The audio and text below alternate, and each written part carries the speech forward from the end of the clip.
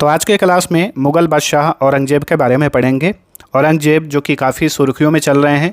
इसके अलावा मुग़ल काल, शिवाजी महाराज, मराठा साम्राज्य, ये सभी टॉपिक अभी चर्चा का विषय बना हुआ है। आगामी परीक्षाओं के लिए ये सारे टॉपिक आपके लिए महत्वपूर्ण बन जाते हैं। एक एक करके सारे टॉपिकों में कवर कराने वाला हूँ। इसी सिलसिले में आज का हमारा पहला टॉपिक है औरंगज़ेब। तो मुग़ल बादशाह औरंगज़ेब से रिलेटेड 60 ऐसे महत्वपूर्ण क्वेश्चन को डिस्कस करेंगे जो कि आपके परीक्षा के दृष्टि से काफ़ी महत्वपूर्ण हैं। तो वीडियो को अंत तक देखिए और इसके बाद कौन सा टॉपिक लेकर आऊँ आप नीचे कमेंट करके ज़रूर बताइए। तो चलिए स्टार्ट करते हैं। पहला क्वेश्चन, मुग़ल बादशाह औरंगज़ेब का पूरा नाम क्या था? औरंगज़ेब का पूरा नाम था अबुल मुज़फ़्फ़र मुहिउद्दीन मोहम्मद औरंगज़ेब। ठीक है, अबुल मुज़फ़्फ़र मुहिउद्दीन मोहम्मद औरंगज़ेब, ये औरंगज़ेब का पूरा नाम था। अगला क्वेश्चन, औरंगज़ेब को अन्य किस नाम से जाना जाता है? तो औरंगज़ेब को आलमगीर के नाम से भी जाना जाता है। Option B right answer. Alamgir शब्द का मतलब होता है विश्व विजेता। ठीक है, तो औरंगज़ेब को आलमगीर के नाम से भी जाना जाता है। नेक्स्ट, औरंगज़ेब का जन्म कब हुआ था? औरंगज़ेब का जन्म हुआ था 1618 ईस्वी में। Option A right answer. तिथि के साथ पूछेगा तो देखिए 3 नवंबर, बहुत प्लेटफॉर्म पे 3 नवंबर दिया हुआ है।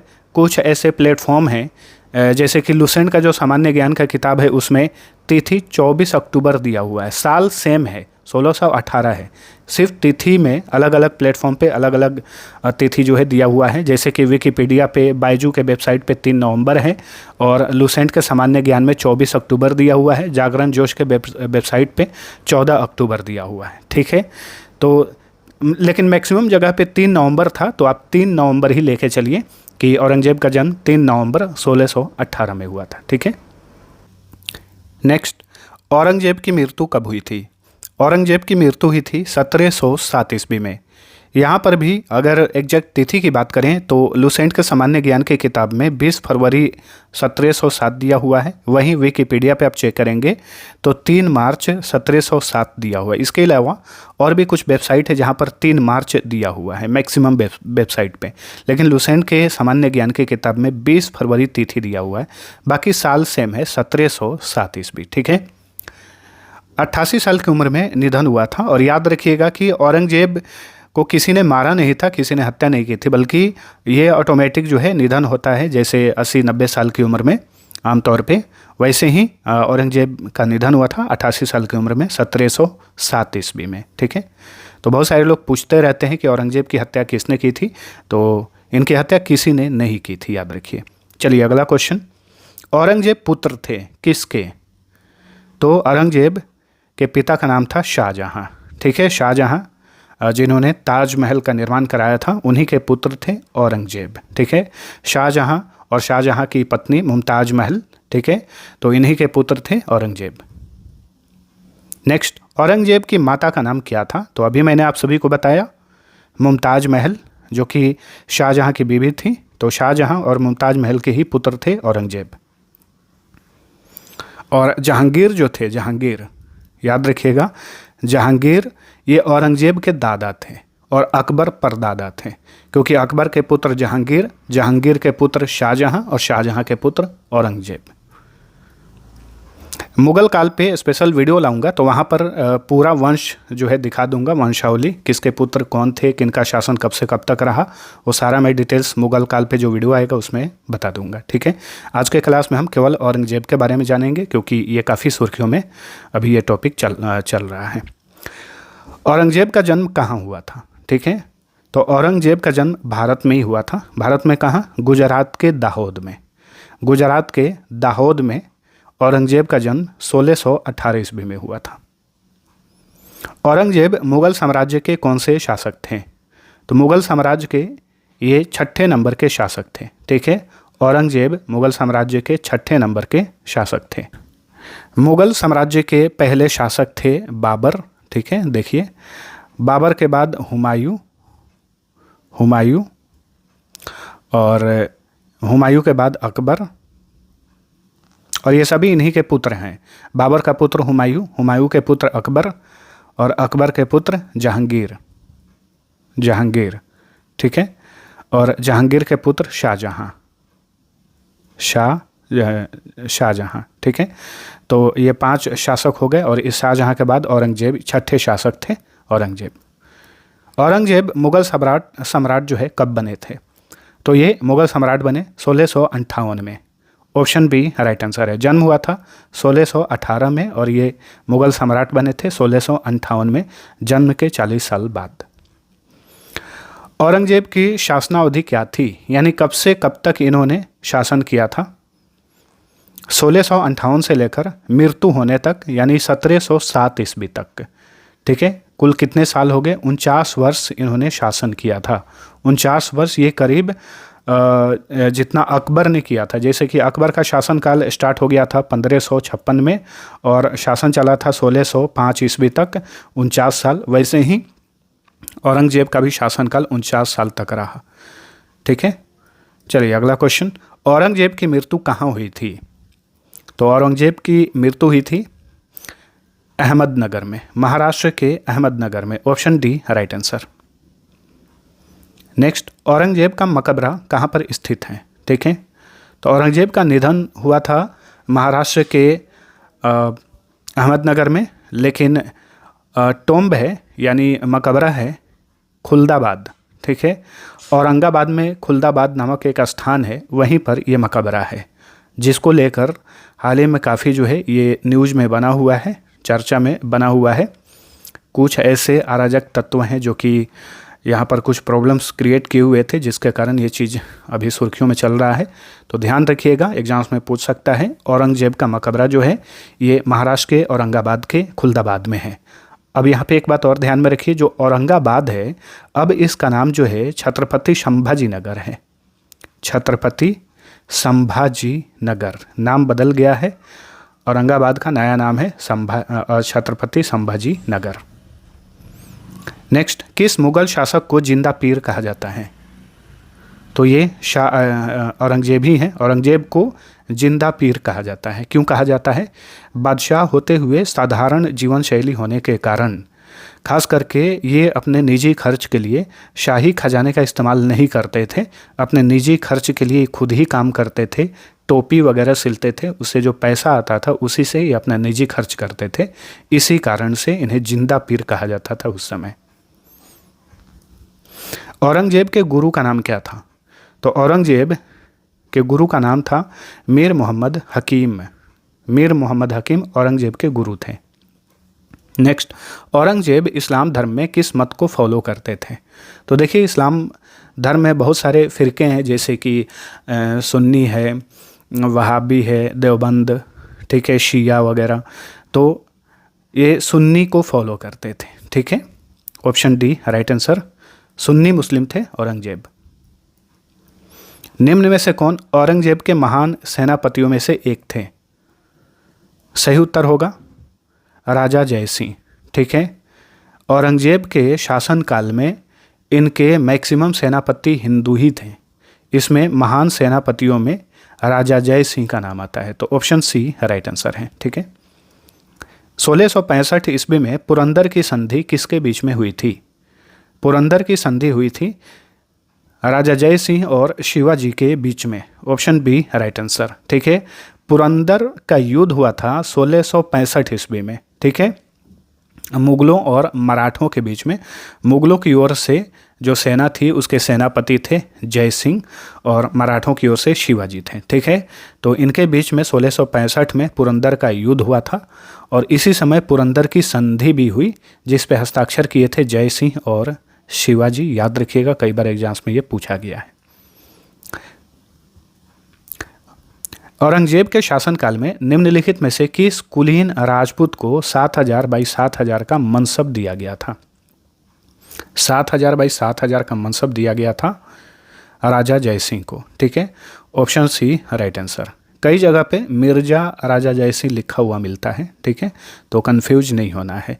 अच्छा, ये 7000 बाई 7000 मनसब का क्या मतलब है? इसका मतलब ये हुआ कि ये जब ही सेनापति थे तो इन्हें 7000 घुड़सवार दिए गए थे और 7000 पैदल सेना इनके पास थी। ठीक है, राजा जय सिंह के पास में मुगलों की ओर से। औरंगजेब के ये सेनापति थे।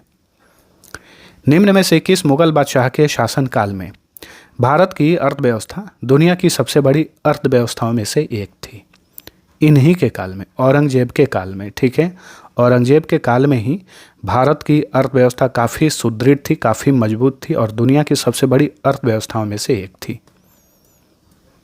किस वर्ष आगरा के किले के दीवाने आम में औरंगजेब के सामने शिवाजी उपस्थित हुए थे?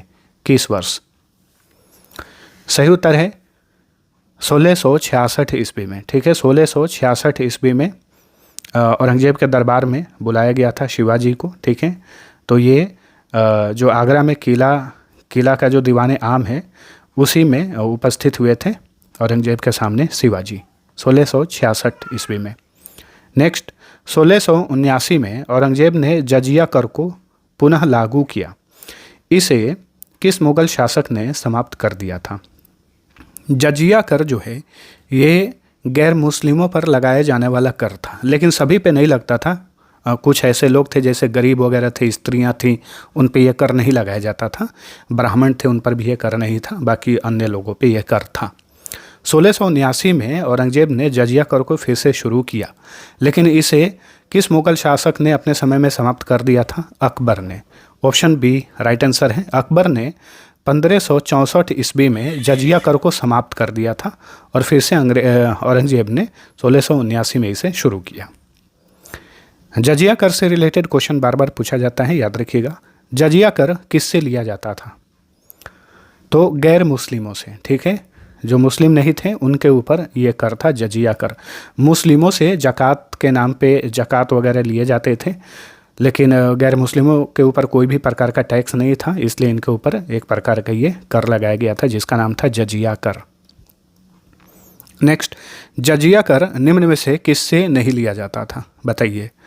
तो गैर मुस्लिमों से लिया जाता था, लेकिन इसमें से कुछ थे जैसे ब्राह्मण, स्त्री या फिर निर्धन गरीब लोग, संत लोग और वृद्ध लोग जो बूढ़े हो चुके थे, तो इन सभी से जजिया कर नहीं लिया जाता था। ऑप्शन डी राइट आंसर है।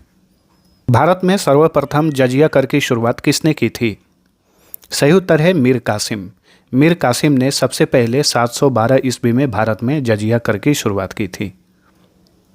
औरंगजेब ने सर्वप्रथम कहाँ पर जजिया कर वसूलने का आदेश दिया था? सबसे पहले मारवाड़ में। ठीक है, बाद में धीरे धीरे पूरे राज्य में इसे लागू किया गया, लेकिन सबसे पहले इसे मारवाड़ में शुरू किया गया था।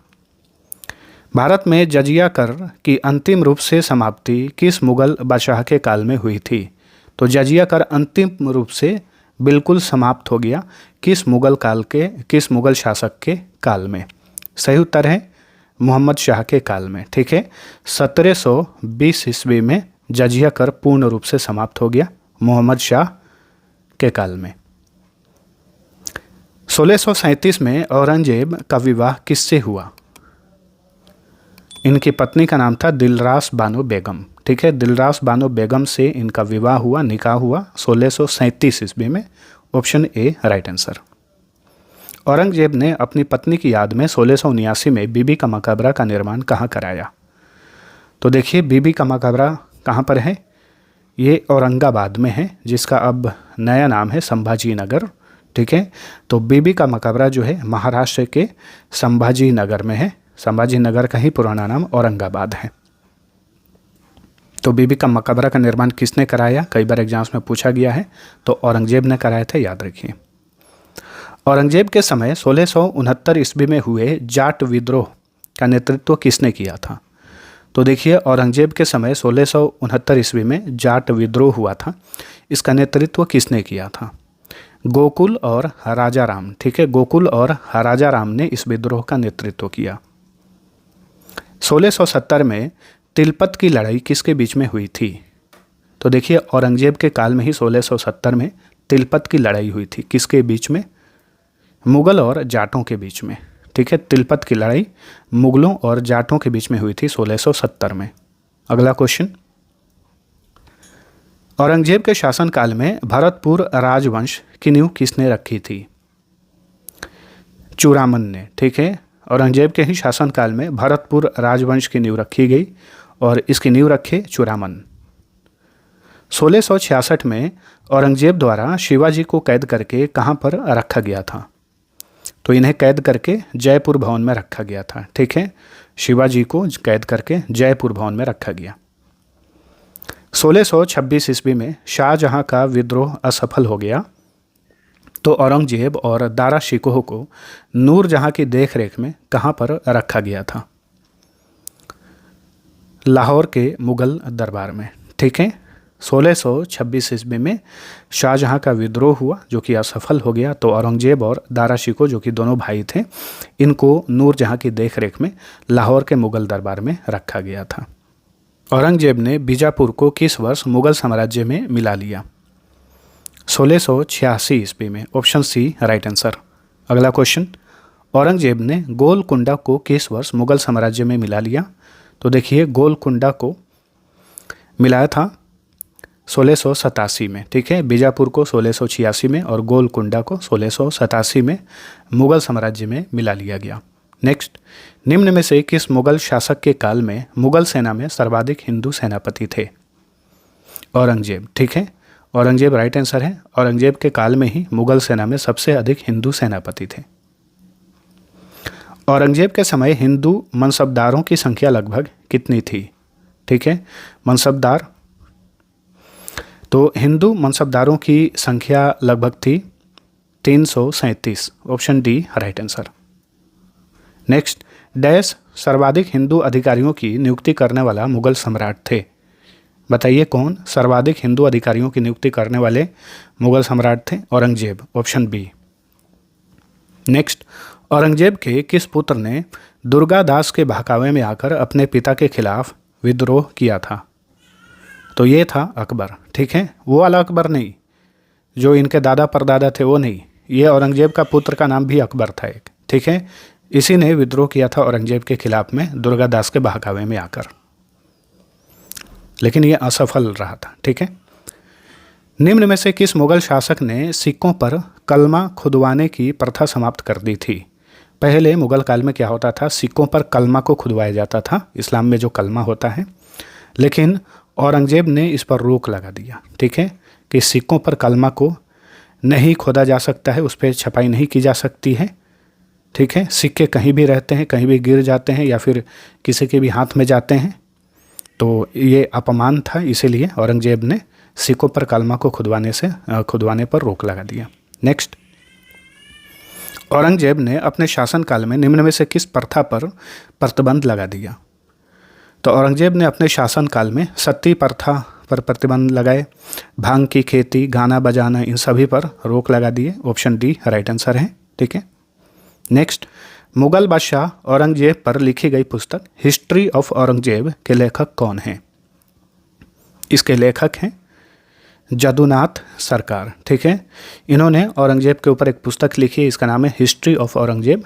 इसके लेखक हैं जदुनाथ सरकार। औरंगजेब के समय सूबों की संख्या कितनी थी? सूबों की संख्या 20 थी। ठीक है, ऑप्शन बी राइट आंसर है। कुछ ऐसे जगहों पर 21 मिले हैं, लेकिन कुछ ऑथेंटिक सोर्स पर 20 लिखा हुआ था। औरंगजेब के समय सूबों की संख्या 20 थी। ठीक है, नेक्स्ट, निम्न में से कौन सा फ्रांसीसी यात्री औरंगजेब का चिकित्सक था? बताइए। François Bernier. फ्रैंकोइस बर्नियर ये एक फ्रांसीसी यात्री था जो कि औरंगजेब के दरबार में आया, और ये औरंगजेब का चिकित्सक भी, यानी औरंगजेब का पर्सनल डॉक्टर भी था, फ्रैंकोइस बर्नियर। नेक्स्ट, निम्न में से किस मुगल शासक ने वेश्याओं को शादी करने या फिर उन्हें देश छोड़ने के लिए आदेश दिए थे? तो ये औरंगजेब ही थे। इन्होंने साफ साफ कहा था कि वेश्याएं जो भी हैं वो शादी कर लें, या फिर अगर नहीं करना है तो उनका ये राज्य छोड़ दें। ठीक है, तो ये ऑर्डर दिए थे औरंगजेब। नेक्स्ट, सम्राट को उसके जन्मदिन पर सोने, चांदी तथा अन्य वस्तुओं से तौलने की प्रथा को किसने समाप्त किया? इस प्रथा को तुलादान प्रथा कहा जाता था। ठीक है, जो कि मुगल काल में था। जब भी मुगल सम्राट का जन्मदिन आता था तो सोने चांदी से उन्हें तौला जाता था। ठीक है, इस तरह का रिवाज था। औरंगजेब ने इसे समाप्त कर दिया। Option B right answer. Aurangzeb निम्न में से कौन सा कार्य करके अपने निजी खर्च के लिए पैसे कमाते थे? बताइए कौन सा कार्य करते थे? टोपी बुनने का काम। ठीक है, वो टोपी बुनते थे और टोपी बेचकर जो पैसा आता था उससे ही अपना निजी खर्च किया करते थे औरंगजेब। नेक्स्ट, निम्न में से किस सम्राट को अंतिम महान मुगल सम्राट कहा जाता है या फिर अंतिम शक्तिशाली मुगल सम्राट कहा जाता है? औरंगजेब को। ठीक है, औरंगजेब को ही मुगल काल का अंतिम शक्तिशाली या अंतिम महान सम्राट कहा जाता है। नेक्स्ट, मुगल बादशाह औरंगजेब और उनके भाई दारा शिकोह के बीच देवराई की लड़ाई कब लड़ी गई थी? देवराई की लड़ाई लड़ी गई थी 12 से 14 अप्रैल 1659 को। Option A right answer. Aurangzeb ने भारत पर लगभग कितने वर्षों तक शासन किया? औरंगजेब ने भारत पर करीब 49 वर्षों तक शासन किया और ये लगभग अकबर के शासन के बराबर था। डैश का कार्यकाल आर्थिक विकास के मामले में मुगल साम्राज्य के स्वर्णिम काल के रूप में भी जाना जाता है। औरंगजेब का कार्यकाल आर्थिक विकास के मामले में मुगल साम्राज्य के स्वर्णिम काल के रूप में जाना जाता है। किस वर्ष औरंगजेब को दक्कन का वायसराय नियुक्त किया गया था? तो दक्कन का वायसराय बने थे औरंगजेब सम्राट बनने से पहले। कब? 1636 में। Option D. नेक्स्ट, औरंगजेब को किस वर्ष गुजरात का राज्यपाल नियुक्त किया गया था? तो शासक सम्राट बनने से पहले गुजरात के राज्यपाल भी रहे थे 1645 में। ठीक है, 1686 में औरंगजेब ने बीजापुर के किस शासक को हराकर बीजापुर किले पर कब्जा कर लिया था? तो बीजापुर के उस समय के शासक थे सिकंदर अली शाह। इन्हें ही औरंगजेब ने पराजित किया था और बीजापुर किले पर कब्जा किए। 1707 में औरंगजेब की मृत्यु के बाद दिल्ली की गद्दी पर कौन बैठा? तो औरंगजेब की मृत्यु 1707 में हुई। इसके बाद राजगद्दी पे कौन बैठा? ये Azam Shah. Option B right answer है, मोहम्मद आजम शाह। औरंगजेब के बाद दिल्ली के राजगद्दी पर मोहम्मद आजम शाह बैठे। Option B. औरंगजेब ने डैश ईस्वी में लाहौर की बादशाही मस्जिद बनवाई थी? तो औरंगजेब ने बादशाही मस्जिद कहाँ बनवाई थी? याद रखिए, लाहौर में। ठीक है, कब? 1673 ईस्वी में। नेक्स्ट, औरंगजेब ने सिखों के 9वें गुरु गुरु तेग बहादुर को फांसी की सज़ा किस वर्ष दी थी? तो औरंगजेब ने एक सिख गुरु को फांसी की सज़ा दी थी जो कि 9वें गुरु थे। इनका नाम था गुरु तेग बहादुर। 1675 ईस्वी में इन्हें फांसी दी गई थी। नेक्स्ट, औरंगजेब और दारा शिकोह के बीच धर्मत का युद्ध कब हुआ था? तो धर्मत का युद्ध हुआ था अप्रैल 1658 में। दारा शिकोह भाई थे, औरंगजेब के बड़े भाई। औरंगजेब और दारा शिकोह के बीच सामूगढ़ का युद्ध कब हुआ था? सामूगढ़ का युद्ध हुआ था मई 1658 में। ठीक है, option C right answer. Dharmat का युद्ध हुआ था अप्रैल 1658 में। उसके एक महीने बाद सामूगढ़ का युद्ध हुआ मई 1658 में और इन सभी युद्ध में दारा शिकोह पराजित हुआ। तो दोस्तों, औरंगजेब से रिलेटेड ये थे टॉप मोस्ट 60 क्विज। आप सभी को वीडियो पसंद आया है तो लाइक और शेयर जरूर करना। और ये रहा आप सभी के लिए क्विज जिसका आंसर कमेंट करके बताना है, मुराद बख्श कौन थे? ठीक है, आंसर कमेंट करिए। अब चलिए मिलते हैं अगले वीडियो में, तब तक के लिए टेक केयर।